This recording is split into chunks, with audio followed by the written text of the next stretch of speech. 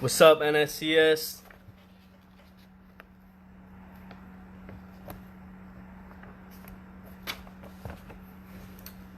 I'll give it a couple minutes. Hopefully some people start to join, and then I'll get started on the 5 languages of appreciation in the workplace.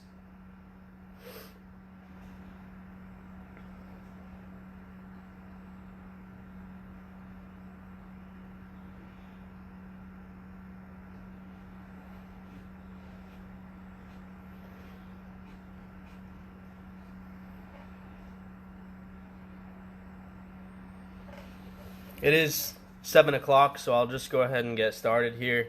So, have any of you ever been in a relationship in which you felt unappreciated even after you put forth your best effort to make the other person happy? This could be a friendship, a romance, or even a professional relationship. If so, there's a good chance that you feel unappreciated because the person does not understand how to speak your primary language of appreciation. So we've all heard the phrase that employees quit bosses and not jobs. This lesson will allow you to understand your primary appreciation language, identify the languages of those in your work center, and learn how to apply them to make your workplace morale increase significantly. You want people to want to work for you, not work for you because they have to. So I'm Arruda. I'm the chapter president for the University of Maryland Global Campus. Today I'm going to be going over pretty much the 5 languages of appreciation in the workplace with you, which consist of words of affirmation, quality time, acts of service, tangible gifts, and physical touch. If you guys have any questions throughout the presentation, feel free to post them in the comments, or you could save them to the end and I'll try to answer them as the time goes on.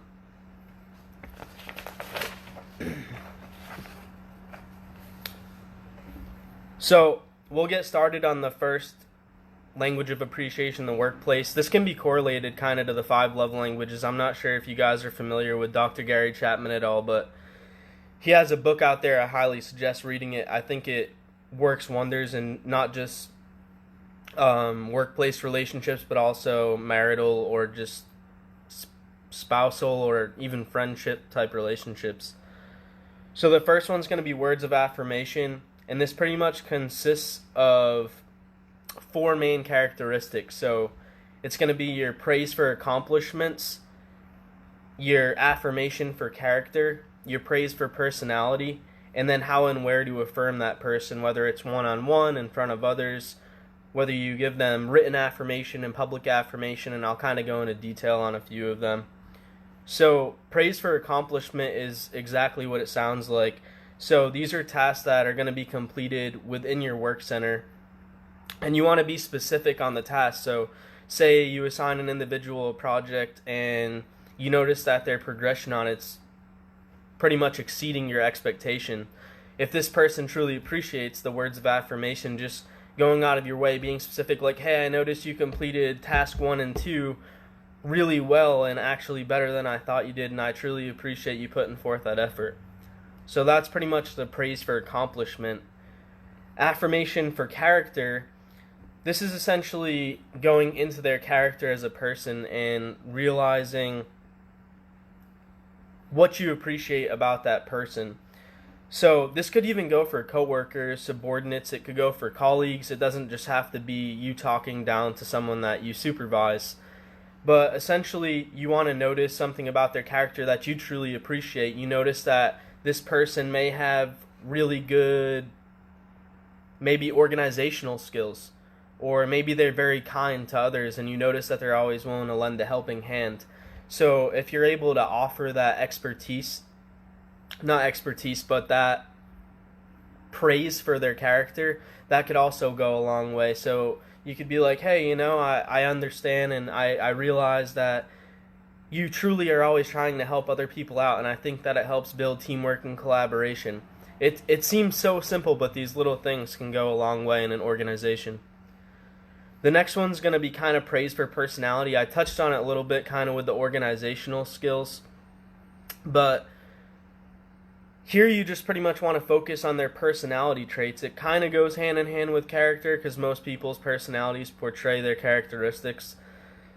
But we have something in the military that we use called 4 lenses. It's not just a military tool, but this essentially goes into different colors of your personality So, for example, golds are labeled very organizational. You have your blues, which pretty much act upon emotion. And then there's green and orange. And if I remember correctly, orange is very like adventurous, and green is kind of like a logical thinker. So if you notice someone that's maybe a gold and they're very organizational, it's something that you'd want to point out. Or if they have a blue personality and you notice that they're always going out of their way, they're very selfless, being able to speak on that and saying that you truly appreciate it makes a big difference. Next is pretty much how and where to affirm, and I think this is very important for a lot of people because not everyone appreciates being affirmed in a public setting. So the first one is pretty much the one-on-one. It's like a private conversation. This is something that personally I would prefer. To me, it's more meaningful. I don't need to know that the whole world knows I'm a great employee, or I don't really care what other people in my work center think about me to an extent, as long as the person that I'm reporting to, my leadership, and then those that kind of work around me actually appreciate my work efforts. So if my boss came up to me and pulled me aside one-on-one and said, "Hey, I truly appreciate what you're doing for our organization," it would mean a lot more to me than just being publicly recognized, because in a sense you're almost like being recognized, like the leader in that organization is being recognized at the same time for like your great efforts. The next one would be praise in front of others. So this is typically like a small group setting. So if you have an office, say you work in a medical facility and there's like 5 of you in the front office, and you always have this clerk that's just answering phones really professionally, always going above and beyond, and you just have like a small group meeting or a lunch or something of that nature, and you're able to recognize that individual just in front of that small group of people, because it's still kind of individualized and probably around people that they feel comfortable receiving the praise in front of. There's also written affirmation, and I actually have a very good example of this. This was something that actually shocked me, but I am in the military in the United States Air Force, and I've had a series of good and bad leaders. Right now I'm very lucky to have a pretty good commander.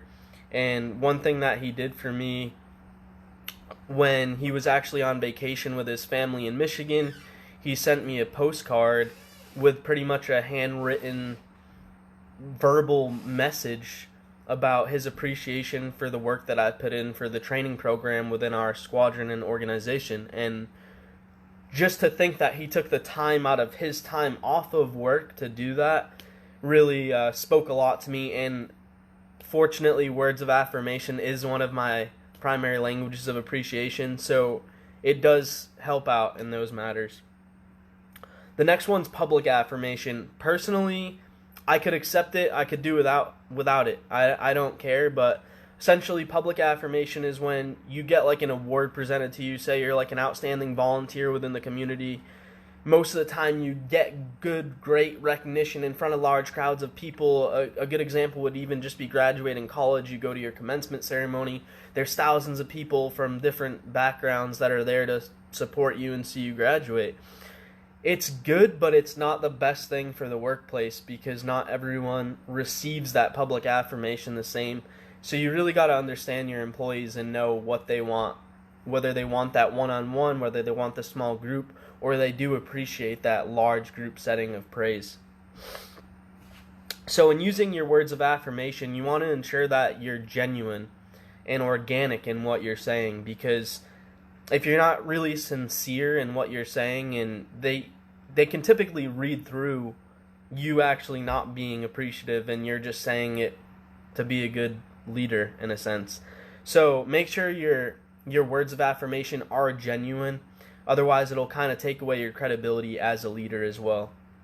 So next we'll discuss the language of quality time.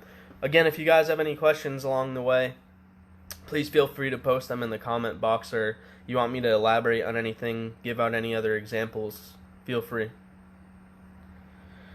So moving along to quality time is going to be your next language of appreciation in the workplace. There's a few things here that you want to take note of with quality time, and it's maintaining eye contact. You want to actively listen to that person. you want to affirm their feelings, you want to resist the impulse to interrupt, and then when and where to spend the quality time is what we'll kind of cover here. So, maintaining eye contact, it pretty much communicates to the individual that they have your undivided attention. Now, I always give this good example because there's sometimes in my workplace when, I'm busy, I have things to do, I have tasks that need to get done. And a lot of the time it's difficult for me to multitask. So when a coworker asks me a question, I'm actually just typing away on my computer. I'm really not listening to a thing that they're saying. And it can be detrimental for someone that appreciates quality time as a language of appreciation. So it's important.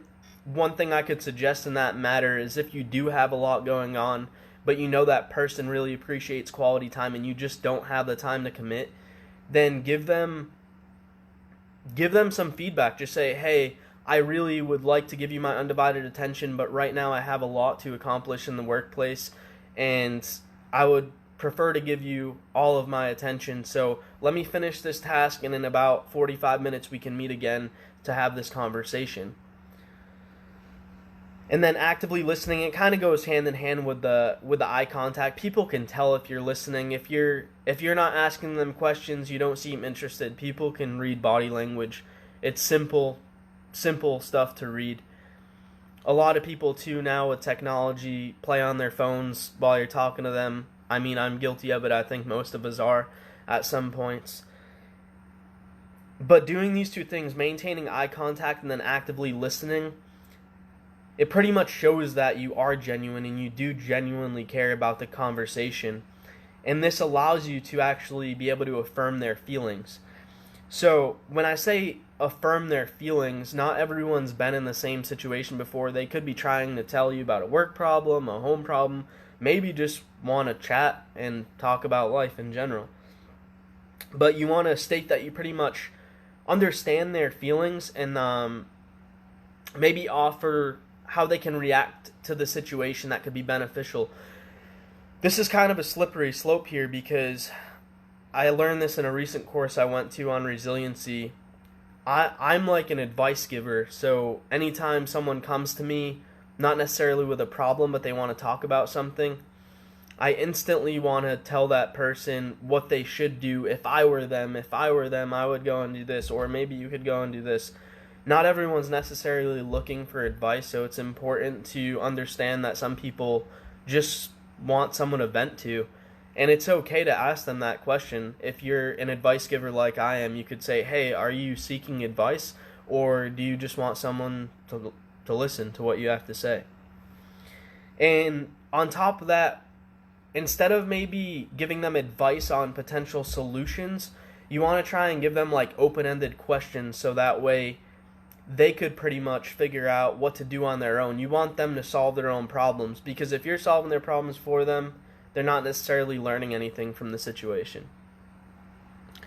The next one is a really big one, and this is even like a good interview tip, because the more you're in an interview and the interviewer's talking, that's way better for the interviewee because it's less talking you have to do. But what I was getting at is resisting the impulse to interrupt. It's clear for every situation. If you're interrupting someone, you're showing that you're doing more thinking about your reaction to what they're saying than what they're actually saying. Where if you're actually able to sit there and take in and analyze all that information, you'll actually be able to actively listen, understand their situation, and if they like it, then you could give them those good words of advice. So one thing I actually put down on here is that research has shown that the average person listens for only 17 seconds before they interrupt and give their ideas. The goal is to understand and discover the person's thoughts and feelings, so it's kind of absurd to think that, you only listen for 17 seconds and then you're already off on your own tangent. So the next part is going to be when and where to spend quality time. And of course, in the workplace, this all just depends on your workload, who you work with, and things of that nature. So some of the things you want to do is gather collective thoughts from employees and coworkers. Some suggestions I have from experience: I actually facilitate a few courses within my base, and One thing that I try to do, I don't do all the time, but I've noticed it helps, is actually arriving about 10 to 15 minutes before the course starts, because you're able to build a rapport with those individuals, the students in your class, see what their personalities are like, see what they enjoy, and just kind of build that connection with them so that way they actually do pay attention during your course. On top of that, to get back more into the workplace setting of things, I actually went to the National Society of Collegiate Scholars Leadership Summit in Washington, D.C. this past fall in August, and there was an author there named Pat Headley, and she wrote this book called Meet 100 People, and it's all about networking.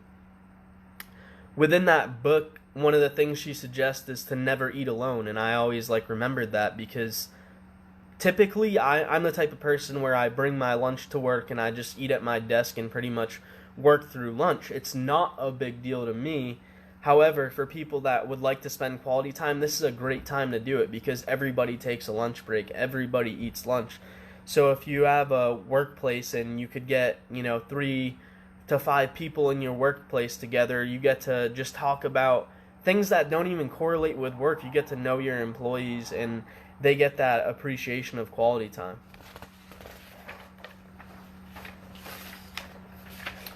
So remember, you're not thinking about yourself throughout this lesson. You're pretty much trying to think about other people that you work with, although you do want to know your own languages of appreciation.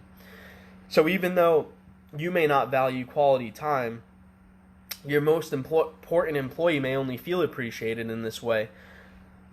From here, let's take a look at the appreciation language that I personally value most, which is acts of service. So acts of service it's obviously self-explanatory, but to go into a little bit, we're going to cover some things that you could do, like staying after to help complete a project, offer to do the menial tasks to allow workers to focus on higher priorities. This is obviously in a certain situation. One thing that I like to live by is work smarter, not harder. Stop reinventing the wheel if it doesn't need to be reinvented. And then work through lunch to allow an employee to go home early. These are all things you'd most likely do as a leader. It's probably unlikely to see as a subordinate or someone that's at an entry-level position to fill in for their boss to take lunch off.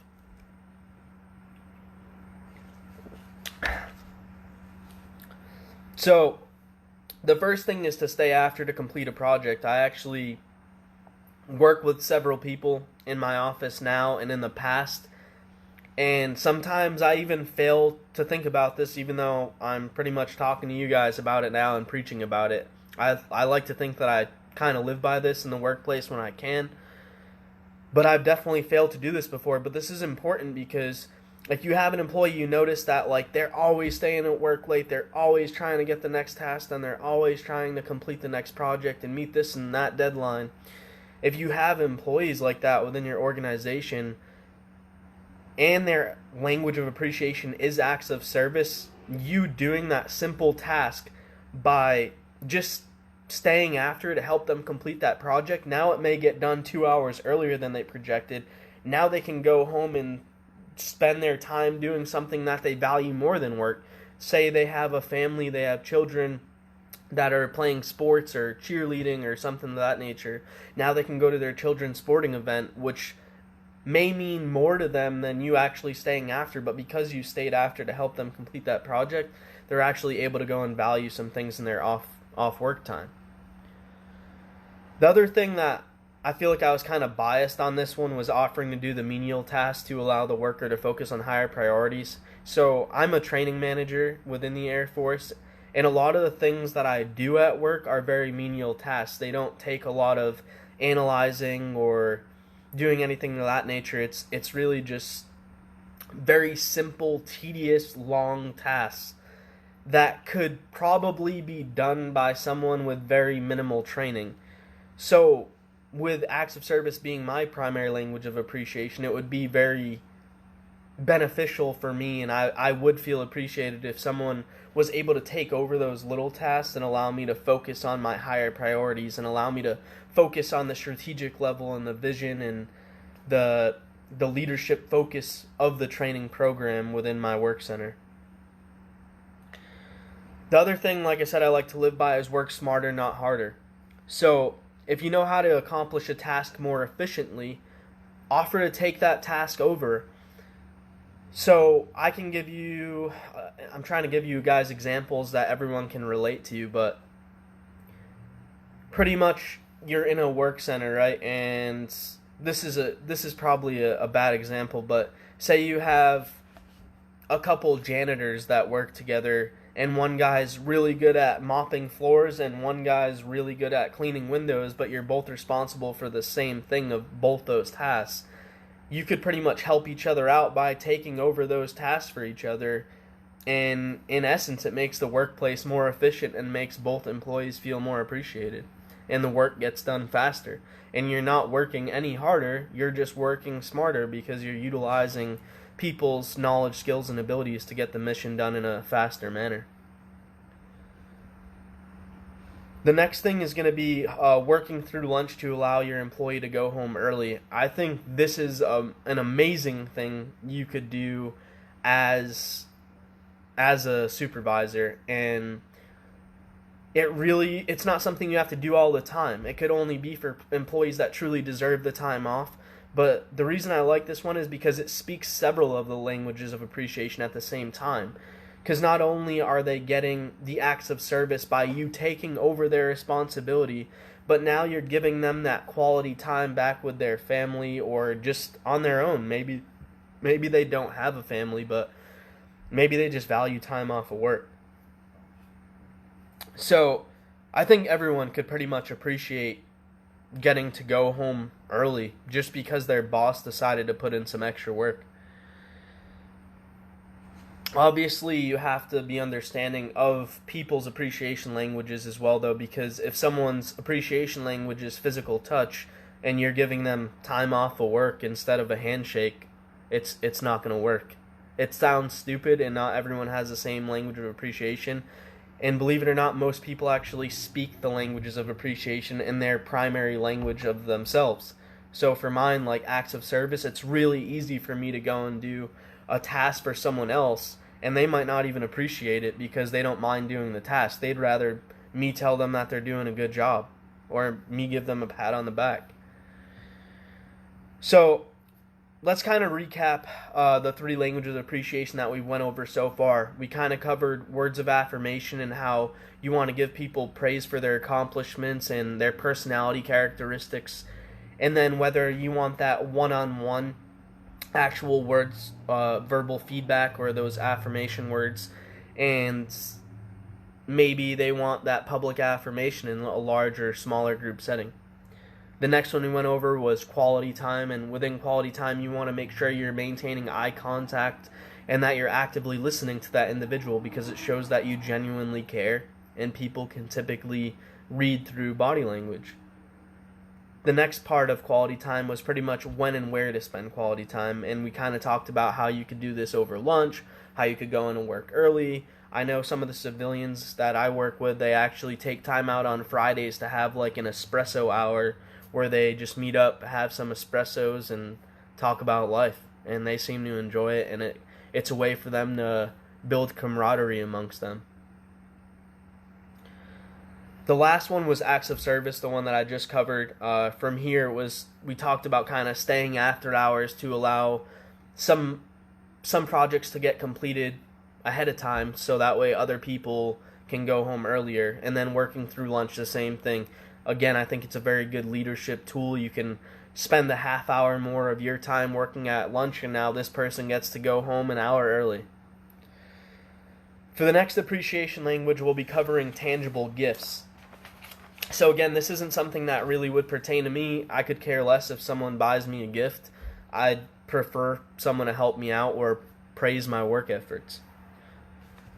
But tangible gifts, there's a couple things you want to know, and I think the most important one here is getting to know your employees. So the reason I say this is because gifts are very hard to buy for family and friends, never mind colleagues and people that you work with or supervise. You typically don't know them on that same level as friends or family unless you have a really good ability to balance the work and life and friendship and professional relationships.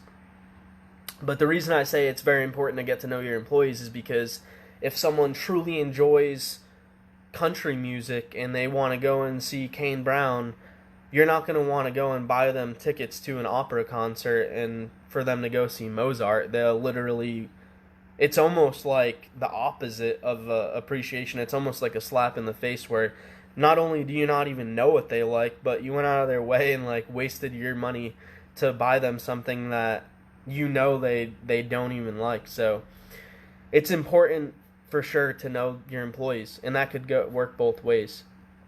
Another one I hit on here is time off as a gift. Again, we kind of covered this under the acts of service and quality time. Time off is huge in a workplace, especially amongst the new millennial generation. I mean, I'm pretty much a millennial myself. There's nothing against them, but we typically value time off of work over pay raises and promotions. We value our family time, we value traveling, we value multicultural experiences over spending more time at work. It's just reality. So, with that being said, you can use time off as a gift. So if you notice someone's constantly busting their behind, and tangible gifts may be their appreciation language or even quality time, you could actually kind of combine this with the other part of tangible gifts. And this one too kind of speaks across the acts of service and quality time. If you give someone a day off of work, say you work with someone that loves shopping, you not only give them a day off of work, you give them a $100 gift card and then tell them to take their family out to dinner and give them a $50 gift card to dinner to their favorite restaurant.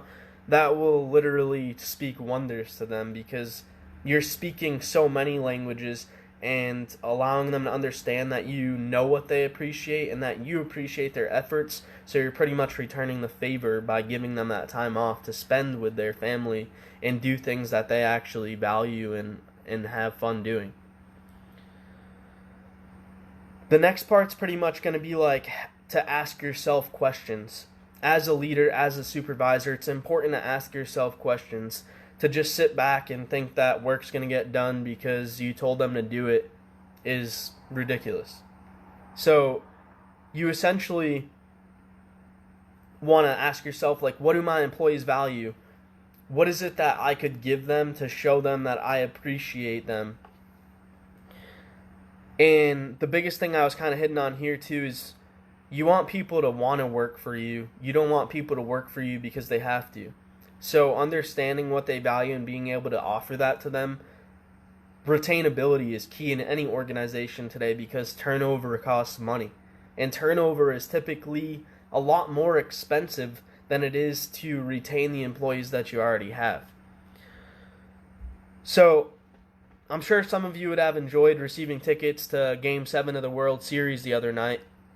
And from here, we're pretty much going to cover our last, and to me, it's kind of the most awkward language of appreciation in the workplace, which is physical touch. And I say it's awkward because with workplace sexual harassment and all that stuff going on nowadays, it's very difficult to think of this as an appreciation language. It's typically more so in a romantic relationship that this would be a primary language, but believe it or not, it is still one of the 5 appreciation languages in the workplace. And some of the things I'm going to hit on here is being aware of cultural differences, the physical touch and sexuality, and then kind of the benefits of it. So the reason I say be aware of cultural differences is I've been lucky enough to pretty much travel to dozens of countries. I don't want to say dozens, probably about a dozen countries across the world, but I actually lived in South Korea for a year, and I also lived in Italy and traveled Europe for about 3 years. And I also come from kind of a Portuguese family background. And the reason I bring this up is because there are cultural differences when it comes to physical touch. For example, when I was in South Korea, a lot of the younger generations were very touchy. They were very open to hugging strangers when they meet them and maybe giving them a kiss on the cheek. And the same thing in European cultures. You typically give someone a kiss on the cheek when you first meet them. And that's normal. It may not be acceptable in a workplace setting, but just be aware of those cultural differences, because someone from America that's not used to that may go and work for a Japanese businessman. I'm just giving you guys general ideas here, but there's just different cultures, and different cultures have different physical characteristics that they portray. From there, physical touch and sexuality. So I would say just be careful with your actions. A lot of people mistake kindness for flirtation nowadays. It's unfortunate, but that's just the way of society. I would say a good rule of thumb to follow by is to pretty much don't mix business with pleasure. Don't date your coworkers, is the easiest way to put it. And the benefits of it, and I think a lot of people are kind of like, well, what physical touch is he talking about? It could be super simple stuff, like they're doing a good job, so you give them a pat on the back. You first meet someone, you give them a firm handshake. A lot of people love firm handshakes. It could even be a hug if you're close enough with that person that, you know, maybe you're saying goodbye, you're changing work centers or departments within your organization. Being able to give that person a hug or a pat on the back, even just a high five, like, yeah, we accomplished that, like, good job. That could go a long way too. And like I said, believe it or not, this is some people's primary language of appreciation. So we pretty much covered all languages of appreciation in the workplace, and we'll kind of summarize the last two we went over. So I talked about tangible gifts and how you should get to know your employees, because it's important to buy them gifts that would actually make them feel appreciated, and not just you're buying them a random gift that you would buy for anyone. And then giving them time off as a gift. Everyone loves time off nowadays. And then ask yourself those hard questions, like, what is it that my employees value?